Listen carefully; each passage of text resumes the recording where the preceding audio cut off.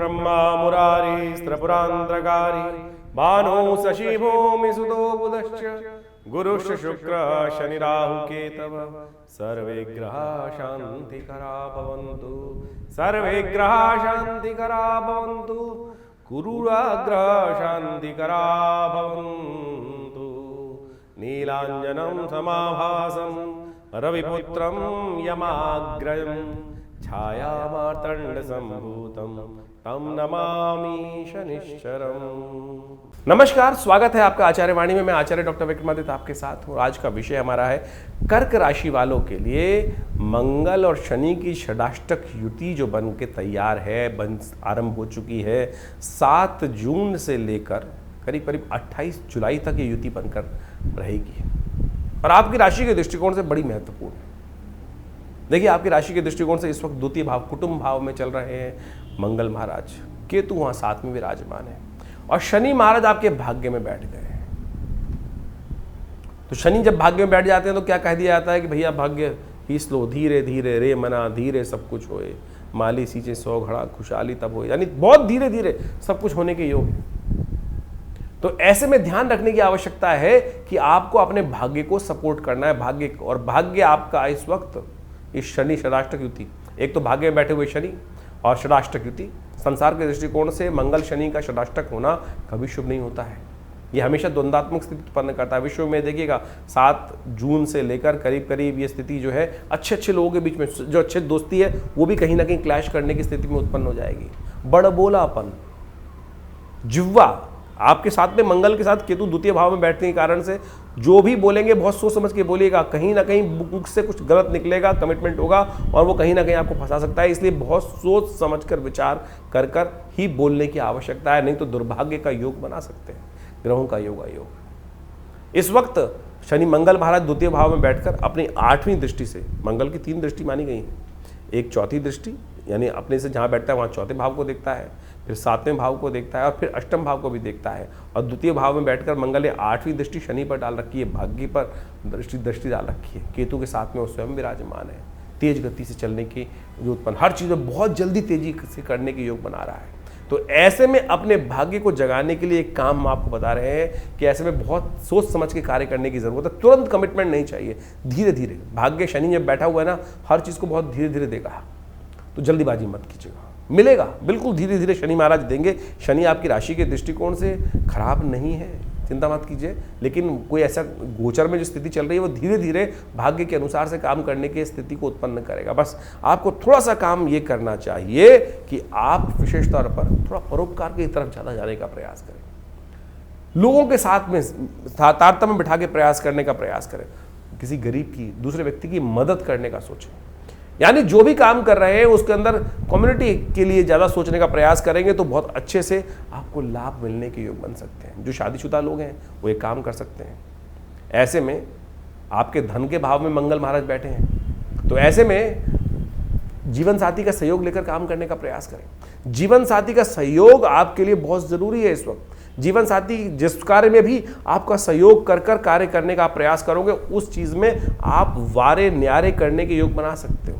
तो ये छोटी छोटी कुछ बातें हैं, इनको यदि आप इनकॉर्पोरेट कर ले तो बहुत अच्छा योग बन सकता है, लाभ का योग बन सकता है। इन छोटी छोटी बातों को विशेष तौर पे ध्यान रखते हुए कार्य करने का प्रयास करें। जितने मंगल शनि पढ़े सुंदरकांड का पाठ अवश्य कीजिए, भाग्य से रास्ता बन जाएगा। मंगल जो है वो भाग्य को देख रहा है और भाग्य में देखते हुए मंगल जो है वो हनुमान जी की कृपा से आपके भाग्य को जगाने के रास्ते बना देंगे।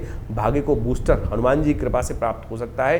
तो ये छोटी छोटी बातें अपने जीवन में उतारने का प्रयास करेंगे तो अच्छा रहेगा। तो इस प्रकार से शनि मंगल का जो परिवर्तन का योग है, षडाष्टक योग है, इसका आपने महत्व समझा। देखिए, इस महत्व को आपने समझ तो लिया, लेकिन ये गोचर का प्रभाव है। अब इसके साथ साथ आपकी जन्मपत्री में भी क्या प्रभाव चल रहा है, कौन से ग्रह योग किस प्रकार की दशाएं बना रहे हैं, फिर आपकी जन्मपत्री में आपके दशाओं की अवस्था क्या है, आपके ग्रहों की अवस्था क्या है, किस अवस्था में वो बैठे हुए हैं, उन पर भी बहुत निर्भर करता है। आपकी राशि कौन सी है, लग्न कौन सी है, राशि के हिसाब से तो हम बता ही रहे हैं आपको, लेकिन इसके साथ साथ आपकी जन्मपत्री के दृष्टिकोण से कौन सी राशि प्रभावी है। कई बार किन्हीं व्यक्तियों कुंडलियों में लग्न कुंडली प्रभावी होती है, जो लग्न दिन में करीब करीब 12 लग्न होती हैं और 12 राशियों के साथ 12 लग्न बन जाती हैं, तो उनका भी बेहद बड़ा अद्भुत महत्व होता है। राशि तो करीब करीब 2.5 दिन 2 से 2.5 दिन तक एक बार में परिवर्तन, चंद्रमा के अनुसार से परिवर्तन का योग बनता है। तो कई बार कई लोगों का प्रश्न आता है कि हमारी राशि का कॉन्सेप्ट हमसे मिलता नहीं है। देखिए, उसके कारण से देखना पड़ेगा कि आपकी जन्मपत्री में क्या वो लग्न राशि या जन्म राशि या चंद्र राशि, सूर्य राशि, कौन सी राशि से प्रभावित कुंडली आपके लिए उपयुक्त है, किसको कौन सा आपको देखना चाहिए। नाम के हिसाब से एक अलग राशि होती है, जन्म के हिसाब से अलग राशि होती है, लग्न राशि अलग होती है, कारकांश की राशि अलग होती है। इन सब का अद्भुत महत्व ज्योतिष के दृष्टिकोण से देखा जाता है और इन सब की सूक्ष्म विवेचनाओं की आवश्यकता होती है। इसके साथ साथ गोचर के ग्रहों के साथ साथ आपकी जो दशाएं, अंतरदशाएं जो चल रही हैं, उनको भी अच्छे रूप से समझना चाहिए। कई बार गोचर बहुत प्रभावी है और बहुत अद्भुत लाभ देने के योग बना रहा है, लेकिन अंतरदशा, दशाएं, बाकी सब ग्रहों की अवस्थाएं अंदर जो इंटरनल कुंडली में है वो ठीक है ही नहीं। अब किसी की कुंडली में अद्भुत धन लाभ का योग बन रहा है राशि के दृष्टिकोण से, लेकिन मूल जन्मपत्री में यदि दरिद्र योग बना हुआ है, किमुद्रम योग बना हुआ है, तो उसमें गोचर का प्रभाव कर क्या लेगा। तो इसलिए गोचर के दृष्टिकोण से आपके साथ साथ बहुत सारे ज्योतिष के जो प्रभाव हैं उन सबको एक साथ अनुसंधान कर उनकी विवेचनाओं की आवश्यकता होती है और फिर उन जन्मपत्रियों के अनुसार से विवेचना कर कर प्रस्तुत किया जाए तो बिल्कुल चमत्कारिक प्रभाव उपस्थित होता है। उपाय भी बड़े ज़बरदस्त हैं। बहुत सारे लोगों का तथाकथित तौर पे कहना है कि भाई कौन से उपाय किए जाएँ, कितने दिन उपाय किए जाएँ, कितनी संख्या में उपाय किए जाए। देखिए, जीवन जो है वो कर्म का खेल है, सुख दुख जो है वो कर्म के खेल माने जाते हैं। जितने दुष्कर्म होंगे उतना दुख ज़्यादा होगा, जितने शुभ कर्म होंगे उतना सुख ज़्यादा होगा। जब आपके जीवन में शुभ करने के बावजूद भी कहीं ना कहीं दुख डेरा डाले हुए हैं तो समझ लीजिए अभी दूसरे पलड़े में, तराजू के 2 पलड़े होते हैं ना, एक में जो शुभ कर्म का आप आहुतियाँ दे रहे हो वो कम है, दूसरे में पता नहीं कितना भार पड़ा है। ज्योतिष की जन्मपत्री के माध्यम से हम उस प्रभाव को जान सकते हैं कि कितना आवश्यकता है। हमारे पूर्व जन्मकृत कर्म के अनुसार से कौन सी दशाएं, अंतरदशाएं चल रही हैं, किस प्रकार का प्रभाव बना रही हैं, कैसा ग्रहों का योगा योग है। जन्मपत्री आपकी बैलेंस शीट है, आपके कर्मों का लेखा जोखा है, जो आपको वास्तविक तौर पर समझाती है कि हमारे पूर्व अर्जित कर्म किस प्रकार के रहे और उसका लेखा जोखा जो हमको प्रस्तुत लेकर हम आए हैं इस जन्म में, उसका प्रभाव किस प्रकार से होने वाला है और सुख प्राप्त करने के लिए कैसे उन जो दुष्कर्म है उनको समाप्त करने के लिए कौन से कार्य करने हैं हमको। आप सपोज जन्मपत्री दिखाने एक व्यक्ति आया है मेरे पास, बहुत सारे लोग जन्मपत्री दिखाने आते ही रहते हैं। हमने एक हमारे आश्रम के पास ही एक व्यक्ति रहता था, उसकी जन्मपत्री थी, जन्मपत्री देखी और जन्मपत्री में एक उपाय बताया कि एक काम करो, तुम हनुमान जी को चूल्हा चढ़ाने आया करो। आप सत्य माने, अहन बिल्कुल शुद्ध रूप से 1 महीना ही चूल्हा उसने मंदिर में आके चढ़ाया होगा हनुमान जी को, और घर चलकर वो रिश्ता भगवती की कृपा से, भगवान की कृपा से उनके जीवन में आ गया। और कई लोग ऐसे होते हैं कि 1-2 बार चढ़ाने के बाद ही पूछ लें, गुरुजी कब तक चढ़ाना है। तुलसी बाबा ने कहा है ना, कन का मन का छोड़कर मन का फेर। श्रद्धा, विश्वास, समर्पण भाव से यदि 1-2 बार भी कर लोगे ना, तब भी वो अद्भुत रूप से लाभ दे देगा। समर्पण भाव परमात्मा की, जब तक तू न कृपा करे तब तक मैं तेरे द्वार पर बैठा हूँ, ये भाव कर कर हम यदि उपाय करें तब तो वो लाभ देगा। लेकिन हमारी स्थिति क्या होती है, मंत्र जब कर रहे होते हैं हम बार बार उठा के माला देखते हैं, एक हुआ, कितनी हो गई, अभी कितनी जब भी रह गई अभी, तो फिर तो मन का प्रभाव जो है वो उस परमात्मा के श्री चरणों की तरफ नहीं है, वो केवल मनकों के प्रति है। जैसे आजकल बहुत सारे लोग राम नाम जप कर रहे होते हैं, एक जगह हम पहुँचे तो वहाँ मंत्र जप कर रहे थे, राम नाम 1, राम नाम 2, राम नाम 3, राम नाम 4। हमने कहा भाई ये 4, 1 तो इसकी वजह राम राम राम, राम राम राम, राम राम राम ऐसे ही कर लो ना, तो संख्या बल क्यों लेके चल रहे हो। तो आप श्रद्धा के साथ इन उपायों के महत्व को समझने का हमको प्रयास करना चाहिए। बिल्कुल अद्भुत रूप से कार्य करते हैं। हमारा अनुभव ऐसा है, हज़ारों लोग हमारे साथ जुड़े हुए हैं और उन सबके जीवन में चल रही घटनाओं को देखकर इस जन्मपत्री के योगों का प्रभाव हम उनको बताते हैं और बिल्कुल प्रत्यक्ष रूप से परिवर्तन आने के योग बनते हैं। लेकिन परिवर्तन आपकी अपनी मेहनत, आपके अपने कर्मों के अनुसार से आएंगे, परमात्मा की कृपा से आएंगे।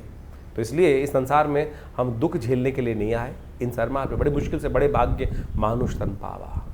इसलिए इस ज्योतिष विज्ञान के माध्यम से हम समझें कि आने वाला समय हमें कहाँ अच्छे कार्य करने की तरफ प्रेरित कर रहा है, कौन से कष्ट आने के योग बन रहे हैं, कैसे उन कष्टों के प्रति हम निवृत्त होकर अपने को रक्षा कवच के अंदर ले जा सकें।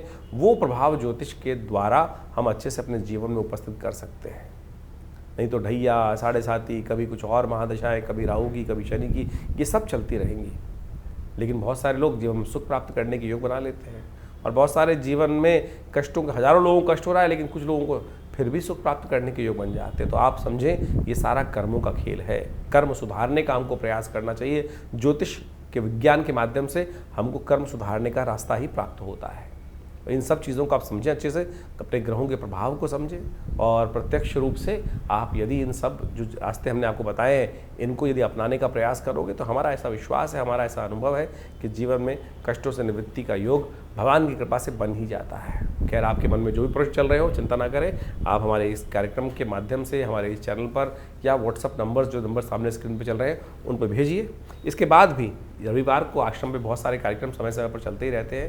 हर महीने के पहले रविवार पर हमने एक समागम की व्यवस्था कर रखी है आश्रम में। जो लोग भी उस कार्यक्रम में सुबह 8 बजे से लेकर 10 बजे तक आते हैं, उनके प्रश्न, एक आध दो जो प्रश्न होते हैं, उनका अवश्य हमारी तरफ से निदान उसी समय पर देने की व्यवस्था रहती है। तो आप कोशिश ये करें, विवेकानंद योगाश्रम में इन समस्त जो कार्यक्रम है आपको समय समय पर हम आमंत्रित करते रहते हैं, उन सब का लाभ लीजिए, जुड़िए। देखिए माँ भगवती का सुंदर श्री विग्रह जो आश्रम पर विराजमान है, उनके सानिध्य में आकर किस प्रकार से उनके प्रभाव से हम अपने जीवन को, कष्टों को दूर हजारों लोगों ने किया है, आप भी करें। स्वागत है आपका। नमस्कार।